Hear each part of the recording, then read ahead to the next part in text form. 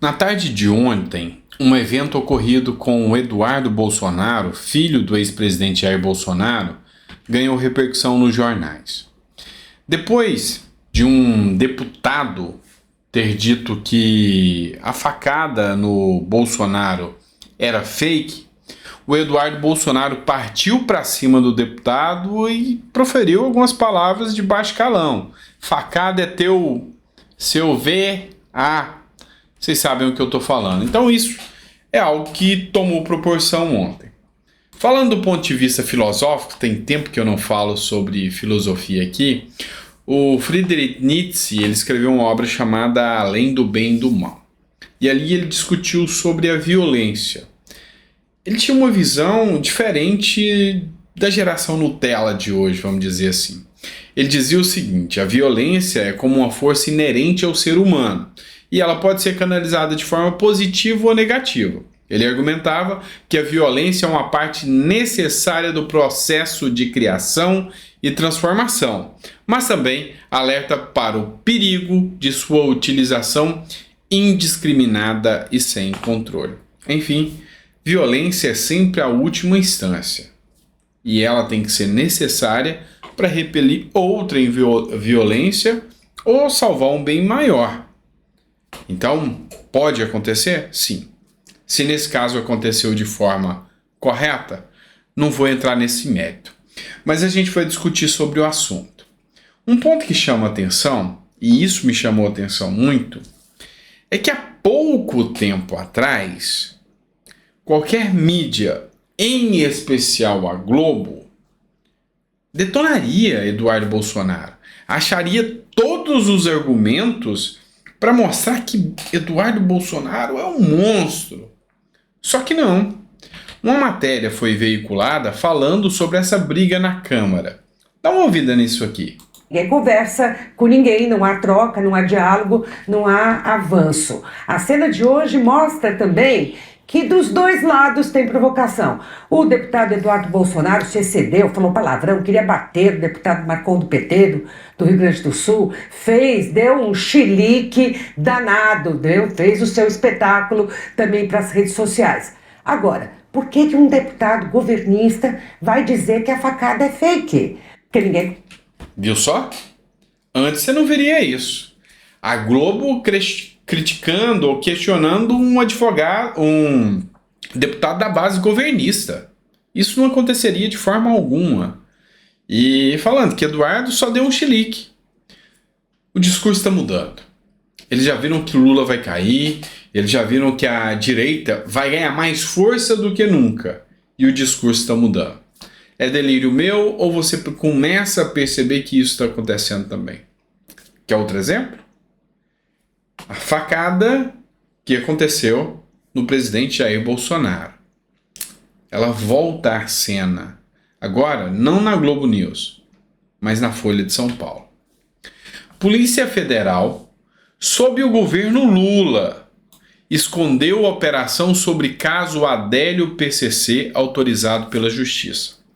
Juiz citou coerência da apuração com a adoção de discurso de combate à criminalidade por Bolsonaro na campanha. Então tá. O que aconteceu aqui? Um juiz federal que atua lá em Juiz de Fora, onde aconteceu a facada, ele determinou que a Polícia Federal fizesse uma busca e apreensão no PCC. Essa busca e apreensão foi feita. E lá eles encontraram um caderninho, e no caderninho constava pagamento de R$350 mil ao advogado Adélio PCC. Foi isso que a Polícia Federal encontrou. Encontrou dados, pagamento a ser realizado no caso Adélio. Detalhe, isso foi em Juiz de Fora. O PCC supostamente pagou 350 mil para que Adélio fizesse o serviço sujo. O que foi o grande ponto aqui? Que a Folha de São Paulo está denunciando contra o governo Lula, contra a Polícia Federal durante o governo Lula. Quando a Polícia Federal encontra um caso como esse, ela tem que divulgar, ela tem que expor esses fatos, salvo quando está em segredo de justiça. A Polícia Federal escondeu essa situação. Falou que achava que isso não era importante e manteve em sigilo, sequer informou ao juiz do caso durante a gestão Lula. E aqui, já que a gente acabou de falar do Eduardo Bolsonaro, ele pode sim tomar medidas judiciais cabíveis, inclusive no Conselho de Ética, contra o Marcon, que falou que isso foi fake. Afinal, já tem prova até no judiciário, o judiciário já reconhece, já tem determinação judicial. Poderia ele falar sobre isso? Não, não poderia. Agora a gente vai falar ainda sobre o caso do Gonçalves Dias, tá, pessoal? Tem que ter um pouquinho de paciência, mas esse assunto tem muito o que falar sobre isso ainda, tá certo? Presta atenção. Quem foi que falou pro Gonçalves Dias agir daquele jeito? Com quem ele conversou ali naqueles dias? Ele conversou com Dino, ele conversou com Lula, com quem ele falou? Será que vai acontecer as mesmas medidas, apreensão do celular, assim como aconteceu com Anderson Torres? A Bárbara, do canal Te Atualizei, essa menina é bem coerente, tá? Eu tô gostando de ver o trabalho dela. Ela fez uma argumentação aqui bem inteligente. Pedido de quebra de sigilo telefônico e telemático para Gonçalves Dias. É urgente. Com quem foi que o ministro falou às vésperas da invasão? Durante a invasão? Precisamos saber quem instruiu o ministro a se comportar daquela forma. Por muito menos, bolsonaristas tiveram sigilos quebrados. Até o momento que eu estou gravando esse vídeo para vocês, até esse momento, Alexandre de Moraes não se manifestou.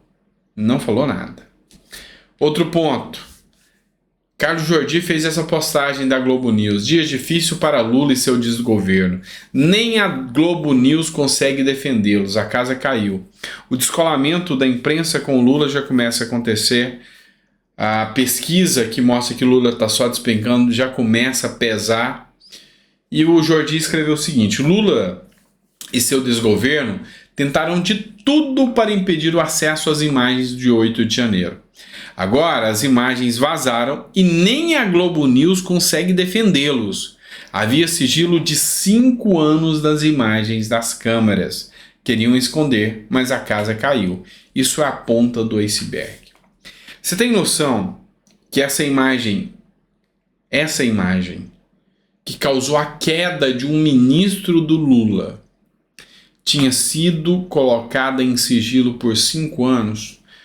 O governo Lula pegou detalhe por detalhe das imagens, estava fazendo o catálogo, já ia errar a palavra aqui, para poder pôr em sigilo todas as partes que o comprometem. Tá errado ou não tá? É crime ou não é? É lógico que é. E nem a Globo News consegue esconder isso. Por fim, mas não menos importante, eu quero trazer para vocês uma fala que foi forte, da Paula Belmont. Ela que está defendendo muito lá na CPI de Brasília, que está acontecendo em Brasília, a liberdade de expressão, a liberdade de manifestação, está tecendo críticas ao Alexandre de Moraes, está tecendo críticas a tudo que aconteceu e está buscando a verdade. É uma das poucas que está realmente buscando a verdade sobre a CPI. Assiste aqui comigo que vale a pena, é um vídeo rapidinho. Hoje é um dia importante, um dia que começa a se estabelecer a verdade, começa a mostrar a verdadeira face desse governo que está aí, governo que se esconde com seus maus feitos. Falar que esses vídeos eram de conhecimento público é uma mentira, porque esses vídeos não eram de conhecimento público, eles foram soltados hoje. Nós tínhamos acesso, sim, das pessoas fazendo vandalismo com horário diferenciado da entrada. Esses vídeos tem na internet, mas o responsável pelo GSI servindo água, cumprimentando o manifestante, nós não tínhamos visto. E eu questiono agora ao presidente, ao relator, o que vai se fazer com o comandante do GSI dando água para quem derrubou o relógio, quem quebrou a vidraça? Qual é a resposta? E aí, eu faço aqui nessa tribuna, eu, Paula Belmonte, deputada aqui distrital, eu peço socorro ao ministro Alexandre de Moraes. Eu peço socorro e prudência e coerência. E agora, o que ele vai fazer perante essas imagens? O que o senhor vai fazer, senhor ministro Alexandre de Moraes? Eu estou aqui no parlamento para defender, sim. Defender a dona de casa, defender o senhor, defender o trabalhador, defender o empresário, defender o cidadão comum que acredita nesse Brasil. Eu estou aqui para isso. E o que eu não acredito é nesse governo que colocou um sigilo em muita coisa que vai sair ainda. Então a gente precisa começar a ter coragem para que a gente possa, sim, defender aquelas pessoas que estão aqui querendo ser defendidas, mas muitas das vezes colocando medo. As pessoas estão com medo de falar. E eu não tenho medo de falar. Esse governo tentou esconder, mas não vai conseguir esconder. E que o ministro Alexandre de Moraes, presidente do TSE, seja coerente com todos os brasileiros. Hoje. Pois bem, se precisa de uma pessoa de coragem, eu acho que a Paula Belmonte é uma deputada que representa muito bem os brasileiros de coragem. Pois é. Parabéns, deputada Paula Belmonte, deputada distrital, tá, pessoal? Ela foi deputada federal na última legislatura. Nessa ela está como deputada distrital e falou aquilo que o brasileiro precisa ouvir, aquilo que o brasileiro tem travado na garganta, mas tem medo de falar, que a gente vive um estado de exceção. A gente vive um momento difícil. É um risco eu mostrar um vídeo desse, eu comentar sobre um vídeo desse. É um risco para mim, para minha família, para minha liberdade. Mas se a gente tem medo de falar, a gente não está numa democracia. Tem coisa errada acontecendo. Tem coisa errada acontecendo. E é isso. A gente precisa abrir os olhos para continuar sempre em frente e não desistir. Tá bom? Grande abraço, pessoal. Fica com Deus. Obrigado por ter ficado em mais um vídeo. Eu volto agora às 9 horas. Aí a gente vai fazer um aparato de tudo que aconteceu durante o dia aqui para vocês. Tá bom? Grande abraço, um beijo, fica com Deus e até o próximo vídeo.